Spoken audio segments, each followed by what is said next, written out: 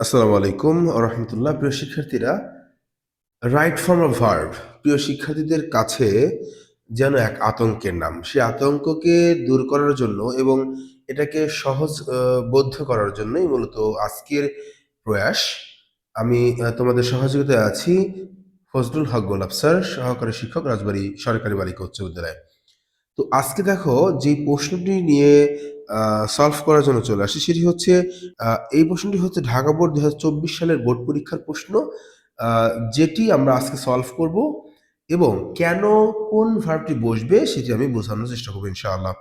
প্রথম দেখো আমি টেক্সট একটু পড়ি। দেখো উপরে লেখা আছে কমপ্লিট দ্য ফলোয়িং টেক্সট। নিচের টেক্সটটি পূরণ করো with right form of the verbs. ভার্বগুলোর সঠিক রূপ দ্বারা গিভেন ইন দ্য বক্স। এটার জন্য কিন্তু 10টি শব্দ পূরণ করতে পারলে 10-এ 10। সুতরাং খুবই গুরুত্ব দিয়ে এবং টাইম দিয়ে বুঝে বুঝে এখানে সলভ করবা। তো আমরা প্রথমেই যে কাজটি করব সেটা হলো বক্সে দেয়া যে 10টি শব্দ রয়েছে সেই শব্দগুলোর বাংলা অর্থ আগে জেনে নিই। প্রথম যে শব্দটি দেখতে পাচ্ছি সেটা হচ্ছে এন্টারটেইন। এন্টারটেইন মানে হচ্ছে বিনোদিত করা, মজা দেয়া, মজা করা, আনন্দ করা। মেক, মেক মানে হচ্ছে তৈরি করা। অর্ডার, অর্ডার অর অর্ডার মানে হচ্ছে আদেশ করা, অথবা আমরা যে কোনো খাবারকে কিন্তু কি করি, অর্ডার করি। দ্যাট মিনস এটাও এক প্রকার আদেশ করা খাবারের মেনুকে, যে এটা নিয়ে এসে দেন, এটা হচ্ছে এক প্রকার অর্ডার। সো ওয়ান্ট, ওয়ান্ট মানে হচ্ছে চাওয়া। নিড, নিড মানে হচ্ছে প্রয়োজন। এদের পরের শব্দ হচ্ছে উইশ, উইশ মানে কি, ইচ্ছা। বিকাম, বিকাম মানে হচ্ছে হওয়া। বি, এখানে দেখো বি ভার্ব যেটা থাকে সেটা মূলত এম ইজ আর ওয়াজারের যে কোনো একটি বসাতে হয়। এরপরে শব্দ হচ্ছে টেক, টেক মানে হচ্ছে নেয়া। অ্যান্ড অ্যারাইভ, অ্যারাইভ মানে হচ্ছে পৌঁছানো। তো আমাদের বক্সের ওয়ার্ডগুলোর অর্থ আমরা জেনে নিলাম। যদি তোমরা এই শব্দগুলো না জানো তাহলে ভিডিও পজ করে আমার স্ক্রিনে যে বাংলা মানে অর্থসহ দেওয়া আছে সেগুলো বাংলায় আগে খাতায় তুলে নিবা, দেন সলভ করতে বসবে। এবার চলে যাচ্ছি প্যাসেজটি বুঝিয়ে দেওয়ার জন্য। A birthday party is arranged. একটা জন্মদিনের পার্টি ইজ অ্যারেঞ্জ মানে আয়োজন করা হয় টু সেলিব্রেট দ্য ডে, দিনটাকে উদযাপন করার জন্য। ওয়েন ওয়ান, যখন কোনো একজন, ওয়াজ বর্ন, জন্মগ্রহণ করেন। অর্থাৎ কোনো একজন যখন জন্মগ্রহণ করেন সেই দিনটি উদযাপন করার জন্যই মূলত বার্থডে পার্টিকে অ্যারেঞ্জ করা হয়। এবার আসো সেকেন্ড সেন্টেন্স, যেখানে প্রথম গ্যাপ আমরা পাবো। It dash a happy occasion, এটা একটা আনন্দের অনুষ্ঠান। খেয়াল করো বাক্যের সাবজেক্ট হচ্ছে ইজ, ইট, সুতরাং এই ইট এর পরে আমার কি লাগবে, সাবজেক্ট পরে মেইন ভার্ব লাগবে। তো এই বাক্যে কিন্তু ভার্ব আকারে কোনটা ব্যবহার করা যায়, ওই দেখো বি এর পরিবর্তে এম ইজ আর যে কোনো একটা হতে পারে। ইট যেহেতু থার্ড পারসন সিঙ্গুলার, তাই আমরা বির পরিবর্তে ইজ ব্যবহার করবো। It is a happy occasion, এটা একটা আনন্দের অনুষ্ঠান। Recently it dash a tradition, recently মানে সম্প্রতি, it dash a tradition, it has become, it has become. এই দেখো এইখানে ওই যে বক্সে যে ওয়ার্ড দেওয়া ছিল বিকাম, এই শব্দটি হবে, কিন্তু তোমরা অনেকেই হয়তো বুঝে ফেলছো যে বিকাম হবে, কিন্তু স্যার বিকামিং হবে, ইজ বিকাম নাকি হ্যাজ বিকাম? আপনি হ্যাজ বিকাম কেন বলেন, আমরা তো বুঝি না যে এটা বিকাম হবে। তো সেই ক্ষেত্রে কথা হচ্ছে দেখো, রিসেন্টলি যে শব্দটি আমাদের এই লাইনে দেয়া আছে, এই রিসেন্টলি, লেটলি, হ্যাঁ? তারপরে হচ্ছে অলরেডি, এই শব্দগুলো আসলে প্রেজেন্ট পারফেক্ট টেন্সকে ইন্ডিকেট করে। এজন্য আমরা কি করব? Present perfect tense structure follow করব। হ্যাভ হ্যাজ প্লাস ভার্বের V3। সম্প্রতি it has become a tradition, এটা একটা প্রথা বা একটা ট্র্যাডিশন হয়ে গেছে টু অর্গানাইজ আ বার্থডে পার্টি। জন্মদিনের আয়োজন করাটা একটা একটা কি হয়ে গেছে, এটা একটা ট্র্যাডিশন হয়েছে। For organizing such a party, এই পার্টিকে অর্গানাইজ করার জন্য, আয়োজন করার জন্য, ওয়ান, কারো, অর্থাৎ যিনি পার্টি দিবেন তার, ড্যাশ টু স্পেন্ড, ব্যয় করতে হয় বা ব্যয় করা প্রয়োজন। ওই বক্স দেখো নিড, নিড মানে কি প্রয়োজন, বাকের সাবজেক্ট ওয়ান হওয়ার কারণে থার্ড পারসন সিঙ্গুলার, তার নিডের সাথে এস হবে। ওয়ান নিডস টু স্পেন্ড, এটা কারো ব্যয় করা প্রয়োজন, বোথ টাইম অ্যান্ড মানি, সময় এবং টাকা উভয়টি ব্যয় করা প্রয়োজন। এবার আসি পরের বাক্য। হি অবলিক শি স্টার্টস, সে কি করে, শুরু করে, preparation from some days ago, কি কি স্টার্ট করে? Taking preparation. দেখো আমাদের বক্সে কিন্তু টেক ভার্বটি ছিল একদম লাস্ট ওয়ার্ডের আগে, ওটা টেক।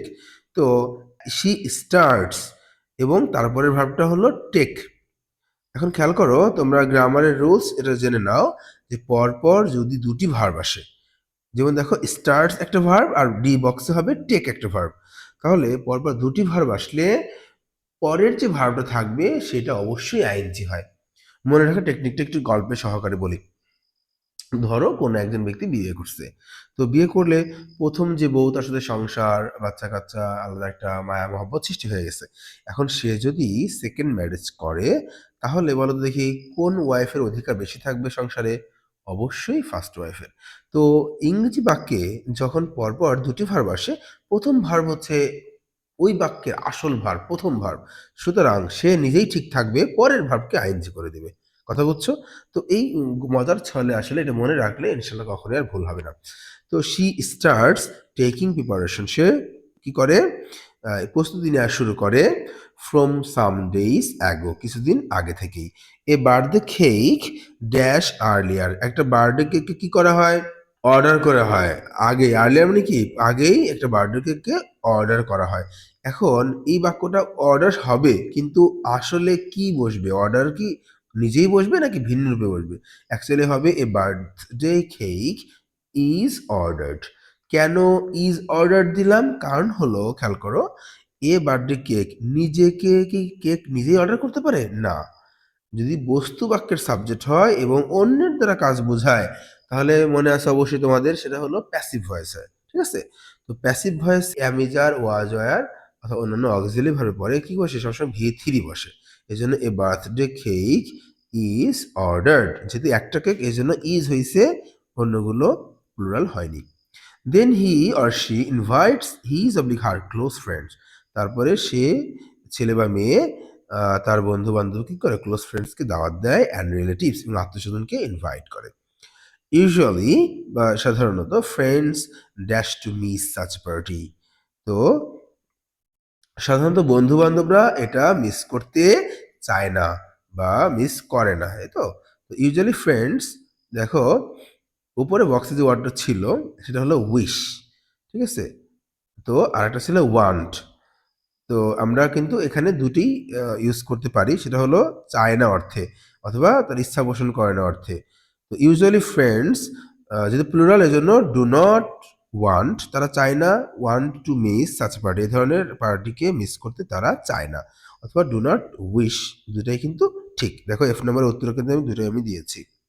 এরপর দেখো, অন দ্য অ্যাপয়েন্টেড ডে, উপযুক্ত দিনে বা যে নির্ধারিত দিনে, he oblique she puts on, put on মানে পরিধান করা, দ্য বেস্ট ড্রেস, সবচেয়ে ভালো পোশাকটা সে পরে, অ্যান্ড ইগারলি ওয়েয়ার্স এবং আগ্রহের সাথে অপেক্ষা করে, ফর দ্য ইনভাইটেড গেস্ট, আমন্ত্রিত অতিথিদের জন্য, টু ড্যাশ, আমন্ত্রিত অতিথিদের কি করার জন্য? টু রিসিভ, রিসিভ কি আছে? রিসিভ নাই, তবে আছে কি? অ্যারাইভ। ঠিক আছে? তো জি নাম্বারে দেখো, আমরা অ্যারাইভ মানে পৌঁছানো অর্থে, সুতরাং তাদের পৌঁছানোর জন্য কি করেছে? অপেক্ষা করে। তো টু এর পরে গ্রামারের নিয়মটা কি? যে কোনো প্রিপোজিশন টু এর পরে ভার্ব আসলে সেই ভার্বকে কি করতে হয়? ভি ওয়ান করতে হয়, বেস ফর্ম দিতে হয়, কোনো এস বা ইয়েস বা অন্য কোনো ফর্ম বসবে না। এই জন্য জির উত্তর to arrive. After the arrival of the guest, অতিথিদের পৌঁছানোর পরে, he oblique she cuts the birthday cake, birthday কেককে সে কাটে, by singing happy birthday to you, এই গান গেয়ে মূলত আসলে সে কি করে? কেক কাটে। এভরিবডি ড্যাশ হিম অবলিক হার, প্রত্যেকেই তাকে কি করে? উইশ করে। তো এই বাক্যটা কিন্তু এইখানে উইশটা একদম পারফেক্ট, সুতরাং আগের বাক্যে তোমরা কি দিবা? ওয়ান্ট দিলেই বেটার হয়। এভরিবডি উইশেস হিম অবলিক হার, প্রত্যেকেই তাকে উইশ করে। এখানে গ্রামার নিয়মটা একটু বুঝিয়ে দিচ্ছি, যে এভরি ওয়ান, এভরিবডি, এরপরে হচ্ছে no one, no body, any one, anybody, anything, এই সাবজেক্টগুলো সাধারণত বাক্যে যদি আসে, তাহলে ভার্বটা কি করতে হবে? এস বাই এস দিতে হবে, কেননা এগুলো সিঙ্গুলার। শুধুমাত্র মনে রাখবে ট্যাগ কোশ্চেনে কিন্তু আবার everyone, everybody, no one, nobody, anything, anybody, এইগুলো কিন্তু প্লুরাল আকারে দিয়ে বসে। বাট সকল রাইট ফর্ম ভার্বের ক্ষেত্রেই কিন্তু এভরিওয়ান এভরিবডি এসব কিন্তু সিঙ্গুলার সাবজেক্ট আকারে ব্যবহৃত হয়। এজন্য ভার্বের সাথে এস বাই এস হয়। দুটি কিন্তু গুলাই ফেলবা না। এজন্য আমি আমার ব্যাচেও কিন্তু সব শিক্ষার্থীদেরকে বারবার বলে দেই যে ট্যাগ এবং রাইট ফর্ম ভার্ব কিন্তু ঠিক উল্টা। এটা মাথায় রাখতে হবে। সো এই যে অ্যান্সার হবে উইশেস। এজন্য এভরিবডি সিঙ্গুলার, এজন্য এস বাই এস যুক্ত হয়েছে। এবার আসি the guest are highly dash with delicious food. দেখো আমন্ত্রিত অতিথিদেরকে আর হাইলি প্যাসিভ ভয়েস তাদেরকে করা হয় হাইলি এন্টারটেইনড। এম ইজ আর এর পরে মনে রাখো খুবই গুরুত্বপূর্ণ রুলস, খুবই গুরুত্বপূর্ণ রুলস। আমি 9-এর ইংলিশ ক্লাসেও কিন্তু বারবার বলেছি যে দেখো এম ইজ আর ওয়াজ এর পরে পৃথিবীতে মানে ২ টা স্ট্রাকচারে ভার্ব হতে পারে। একটা হচ্ছে হয় যদি অ্যাক্টিভ ভয়েস হয় তাহলে ভার্বের সাথে আইএনজি হবে। আর যদি বোঝায় যে সাবজেক্ট নিজে কাজ করতেছে না, অন্যদের কাজ হওয়া বোঝাচ্ছে, তাহলে ওই অ্যাম, ইজ আর ওয়াজ এর পরে ভার্বের ভি3 বসবে। এর বাইরে পৃথিবীর কোনো ইংরেজি বাক্য হয় না। সুতরাং the guest are highly entertained তাদেরকে খাওয়ানো হয়, আমন্ত্রিত বা বিনোদিত করা হয় উইথ ডেলিশিয়াস ফুড সুস্বাদু খাবার দ্বারা অ্যান্ড স্ন্যাক্স এবং নাস্তা দ্বারা তাদেরকে এন্টারটেইনড করানো হয়। সামটাইমস মাঝে মধ্যে এবং এই শব্দটি খেয়াল করো আমি কিন্তু সামটাইম মানে কিছু সময় এবং সামটাইমস মাঝে মধ্যে এই দুটি পার্থক্য বুঝিয়ে দিয়েছে একটা ভিডিওতে, তোমরা সেখানে দেখে নিতে পারো। সামটাইমস মাঝে মধ্যে দেয়ার ইজ অ্যারেঞ্জমেন্ট, সেখানে একটা আয়োজন করা থাকে ফর মিউজিক গানের জন্য, with a view to that the party more enjoyable. With a view to একটা গ্রামারের নিয়ম মনে রাখো। আর একটা রুলস সেটা হচ্ছে উইথ এ ভিউ টু যদি বাক্যের সাবজেক্ট মানে বাক্যে থাকে তার পরের ভার্বটি কি করতে হবে, অবশ্যই ওই ভার্বের সাথে আইএনজি করে ফেলতে হবে। বাংলা অর্থে কি, উদ্দেশ্য। রুলসটি লিখে রাখো, উইথ এ ভিউ টু, তারপরে হচ্ছে accustom two, in order to, এগুলোর পরে কি হয় ভার্বের সাথে আইএনজি করতে হয়। তো so with a view to making, with a view to making the party more enjoyable, অর্থাৎ পার্টিকে আরও এনজয়েবল করার উদ্দেশ্যেই মাঝে মধ্যে গানেরও আয়োজন করা হয়ে থাকে। তো প্রিয় শিক্ষার্থীরা এই ছিল মূলত, আমি চেষ্টা করেছি খুব বেশি সময় নিয়ে ভেঙে ভেঙে বোঝানোর জন্য। তোমরা যদি আমার রাইট ফ্রম ভার্বের ভিডিওগুলো ধারাবাহিক দেখতে থাকো, ইনশাআল্লাহ কয়েকটা ভিডিও দেখার পরেই একই রোজ বারবার পাবা। তাহলে চ্যানেলটা সাবস্ক্রাইব করে পাশে থাকবে। আশা করি তোমাদের গ্রামারের যেকোনো আইটেমে ইনশাআল্লাহ অনেক বেশি ভালো করবা। তো আগামীর বোর্ড পরীক্ষাগুলো নবম দশম শ্রেণীর যারা শিক্ষার্থী তাদেরকে ভালো হোক সেই শুভকামনায় শেষ করছি। আসসালামু আলাইকুম।